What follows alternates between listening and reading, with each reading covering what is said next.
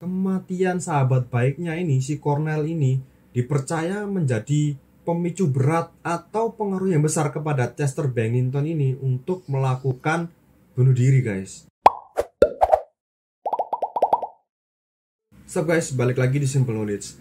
Akhir-akhir ini kita sering dikejutkan bahwa ada aktor atau aktris yang tega atau nekat mengakhiri hidupnya sendiri, guys. Salah satu contohnya ada di Korea Selatan. Banyak atau beberapa artis atau aktor yang udah terkenal banget gitu loh, karirnya udah bagus banget, tapi mereka masih berujung dengan nekat dan menghabisi nyawa mereka sendiri, guys. Sayang banget ya, udah terkenal, karirnya bagus, tapi akhirnya juga tragis. Berikut Simple Knowledge akan membahas apa sih yang menjadi pemicu banyaknya kasus bunuh diri di kalangan artis. Tapi sebelum itu jangan lupa seperti biasa dukung kita terus ya guys ya. Langsung aja ke videonya, cekidot. Yang pertama adalah depresi. Pada sebagian besar kasus, hal ini adalah salah satu hal yang menjadi pemicu atau dorongan di kalangan para artis ini untuk melakukan bunuh diri atau mengakhiri kehidupan mereka sendiri. Lebih dari 90% orang yang berujung mengakhiri hidupnya sendiri diperkirakan memiliki gangguan mental sebelumnya.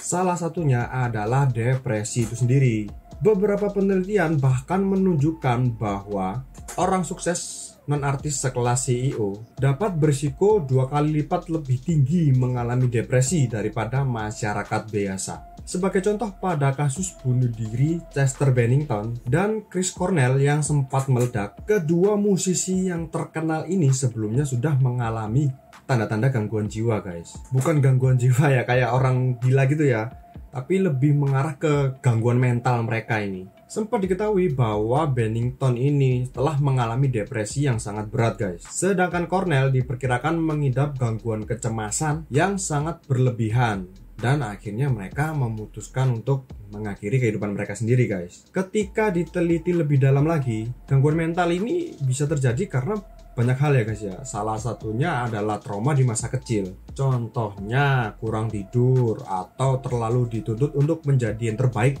dalam segala hal. Nah, ini pesan untuk orang tua, hati-hati dalam mendidik anak.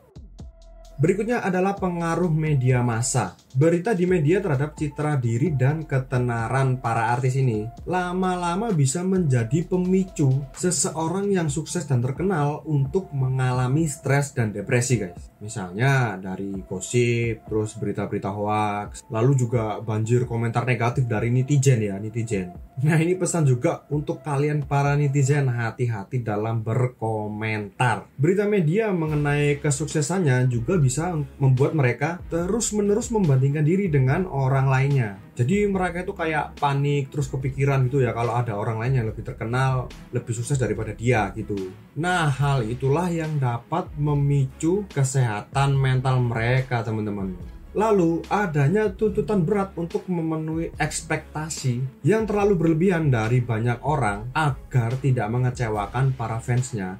Nah, hal ini juga bisa mengakibatkan terjadinya depresi loh, guys. Nah, depresi inilah yang membuat mereka akhirnya gelap mata tanpa pikir panjang, dan akhirnya mereka nekat untuk menghabisi nyawa mereka sendiri, guys. Karena terkadang kalau seseorang tuh udah mencapai puncak tertinggi dari karir mereka ini, depresi ini bisa menjadi pemicu di kehidupan mereka. Karena seorang artis itu dituntut oleh banyak orang untuk terus meningkatkan performanya menjadi lebih baik lagi. Ya kalau udah berusaha yang terbaik terus dinyinyirin terus kan lama-lama juga stres ya guys. Selain itu, media massa yang selalu memberitakan kasus bunuh diri di kalangan artis bisa juga menjadi pemicu untuk para artis lainnya ini meniru atau melakukan hal yang sama, guys. Misalnya pada kasus Chester Bennington dan Chris Cornell tadi, guys. Kematian sahabat baiknya ini, si Cornell ini, dipercaya menjadi pemicu berat atau pengaruh yang besar kepada Chester Bennington ini untuk melakukan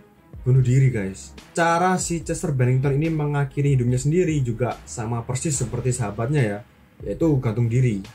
Berikutnya ada miras dan alkohol. Gaya kehidupan glamor di kalangan artis papan atas yang rentan terkena pengaruh minuman keras dan narkoba bisa memicu resiko depresi dan bunuh diri. Seperti yang kita tahu, minuman keras dan narkoba itu dapat menyebabkan kecanduan ya kalau dikonsumsi terus-menerus dalam waktu yang cukup lama. Meski begitu, kebanyakan kasus ketergantungan miras dan narkoba ini ternyata itu diawali dengan adanya tanda-tanda depresi loh guys. Jadi mereka depresi terus mengalihkan pikiran tuh dengan minum minuman keras dan pakai narkoba itu. Hampir sepertiga orang yang ketergantungan dengan narkoba dan minum minuman keras itu sebelumnya diawali dengan rasa depresi terlebih dahulu. Sebuah penelitian dari Cornell University Medical College di New York melaporkan bahwa lebih dari 50% dari total kasus bunuh diri di dunia itu terkait dengan penggunaan narkoba dan mengkonsumsi minuman keras guys. Jika seseorang yang sudah depresi ini dan memiliki kebiasaan minum minuman keras, gejala depresinya tuh bisa lebih buruk lagi guys. Bahkan ya itu tadi, sampai punya pikiran untuk mengakhiri kehidupan mereka sendiri. Apalagi efek negatif dari mabuk itu bisa bertindak nekat guys, sampai-sampai ya kita bertindak tanpa pikir panjang. Buat kalian yang sering mabok-mabok, hati-hati. Yang berikutnya adalah stigma negatif dari profesi yang mereka anut. Profesi sebagai pekerja seni ataupun selebriti itu sebenarnya ironis guys, karena kelihatannya sih dikerumunin banyak orang gitu ya. Jadi ada staffnya, ada kameramennya, ada penonton, ada fans, banyak gitu kan. Tapi hal tersebut nggak mengubah fakta bahwa sebenarnya mereka ini kadang-kadang juga merasa sendirian guys. Nah seperti yang kita tahu kan, selebriti atau public figure itu kan harus menjaga image mereka. Jadi kadang-kadang kalau mereka ada masalah itu nggak mau diceritain ke orang lain gitu loh. Jadi seolah-olah dia itu pengen terlihat kuat, nggak mau terlihat lemah di mata orang lain. Dan hal ini juga dapat menyebabkan depresi ya guys, karena mereka nggak bisa meluapkan emosi, terus nggak bisa cerita masalahnya ke orang lain, lalu nggak bisa curhat ke teman-temannya soal gosip-gosip yang nggak bener tentang dia. Dan akhirnya timbullah gejala-gejala depresi. Makanya kalau ada masalah itu sebaiknya diceritakan pada teman-teman kalian yang bisa dipercaya supaya nggak depresi. Itulah tadi faktor-faktor yang menyebabkan banyaknya kasus bunuh diri di kalangan para artis. Buat teman-teman yang lagi nonton video ini, kalau lagi ada masalah atau ada problem, sebaiknya jangan disimpan sendiri. Seperti yang tadi gue bilang, lebih baik tuh cerita ke teman-teman kalian yang bisa dipercaya. Dan kalau kalian merasa kalian tuh depresi dan stres, jangan lari ke minum-minuman keras atau narkoba. Jadi lebih baik ke dokter atau ke psikiater gitulah buat konsultasi. Oke teman-teman, sekian video dari Simple Knowledge episode kali ini. Jangan lupa untuk dukung kita terus supaya lebih maju ke depannya. Dan see you on the next video.